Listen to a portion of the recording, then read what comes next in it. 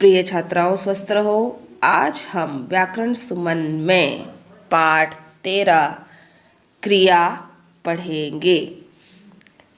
सबसे पहले क्रिया की परिभाषा। तो शब्द के जिस रूप से किसी कार्य के करने, होने या किसी वस्तु की स्थिति, अवस्था आदि का बोध होता है उसे क्रिया कहते हैं।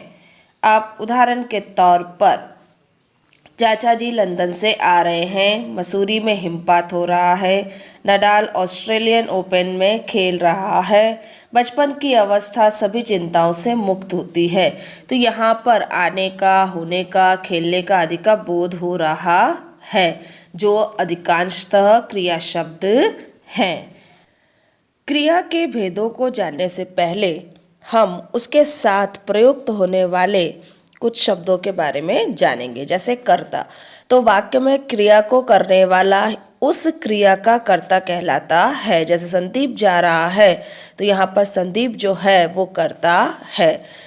दूसरा शब्द है कर्म, तो वाक्य में क्रिया का फल जिस पर पड़ता है उसे ही कर्म कहा जाता है। जैसे सुकन्या पुस्तक पढ़ रही है, तो इस वाक्य में पढ़ने की क्रिया का फल पुस्तक पर पड़ रहा है, अतः पुस्तक इस क्रिया का कर्म है।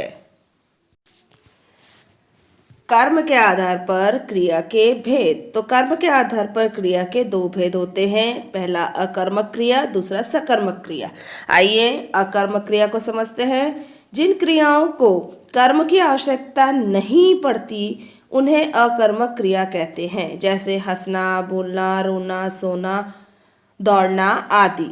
उदाहरण, बादल गरजते हैं, तो इस वाक्य में हम कौन प्रश्न लगाकर पूछें कौन गरजते हैं, तो उत्तर आएगा बादल।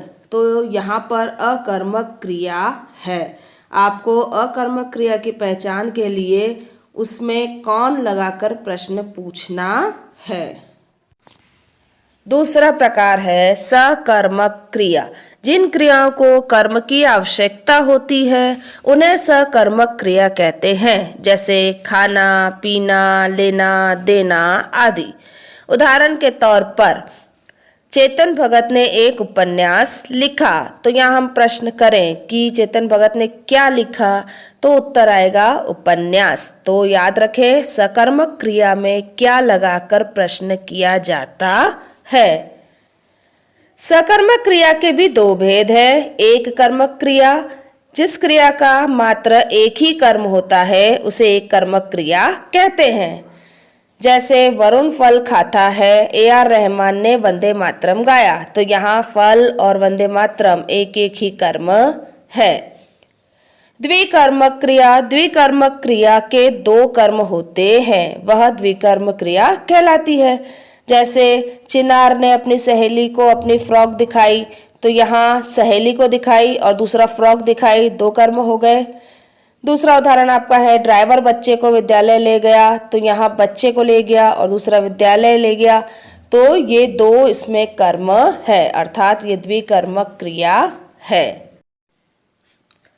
प्रयोग या संरचना के आधार पर क्रिया के 5 भेद होते हैं। संयुक्त क्रिया, प्रेरणार्थक क्रिया, नाम धातु क्रिया, कृदंत क्रिया, पूर्वकालिक क्रिया। सबसे पहले संयुक्त क्रिया समझते हैं।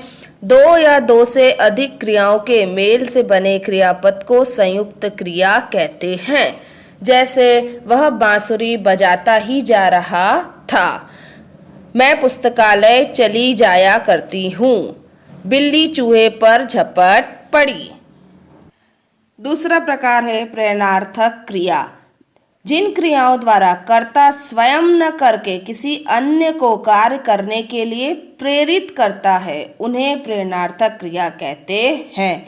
जैसे अध्यापिका ने विद्यार्थियों से कविता पढ़वाई, वरुण ने अपनी बहन द्वारा पुस्तक भिजवाई, उन्होंने बाजार से समोसे मंगवाए। तो यहाँ कार्य स्वयं न करके किसी अन्य को कार्य करने के लिए प्रेरित किया जा रहा है।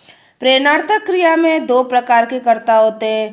पहला प्रेरित कर्ता, प्रेरक कर्ता के कहने पर कार्य करने वाला कर्ता। जब कर्ता दूसरों के लिए स्वयं ही कार्य करने हेतु प्रेरित होता है तो वहाँ पर प्रथम प्रेरणार्थक रूप में होती है क्रिया। जैसे महिला अनाथ आश्रम में कपड़े बांटती है।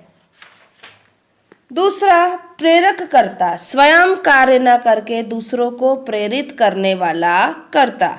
जहाँ कर्ता स्वयं कार्य न करके किसी अन्य को कार्य करने के लिए प्रेरित करता है, वहाँ क्रिया द्वितीय प्रेरणार्थक रूप में होती है। सीमा अपने जन्मदिन पर बच्चों द्वारा अनाथ आश्रम में कपड़े बंटवाती है। तो यहाँ वो खुद न करके किसी अन्य को ऐसा कार्य करने के लिए प्रेरित करती है। प्रेरणार्थक क्रियाओं का निर्माण किस तरह से होता है यह भी हम देख लेते हैं।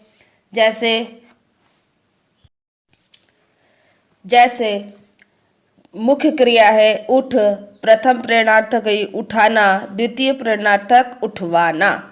इसी तरह से सुन, सुनाना, सुनवाना, लगना, लगाना, लगवाना, देखना, दिखाना, दिखवाना, पीना, पिलाना, पिलवाना, धो, धोना, धुलवाना। अब आता है आपका नाम धातु।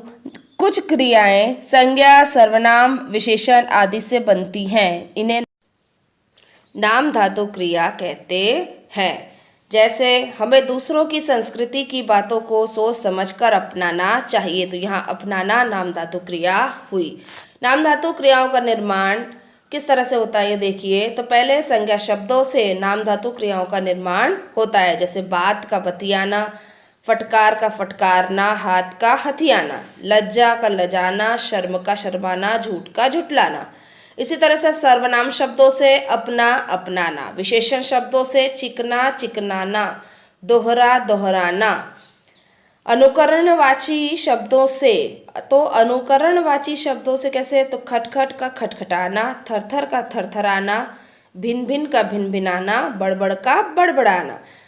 अब देखिए कृदंत क्रिया। तो धातु के अंत में प्रत्यय या शब्दांश शब्द का कोई अंश जोड़कर बनाई गई क्रियाओं को कृदंत क्रिया कहते हैं। जैसे रट, तो उसमें ता जुड़ा, रटता। जल में आ, जला। पढ़ में कर, पढ़कर।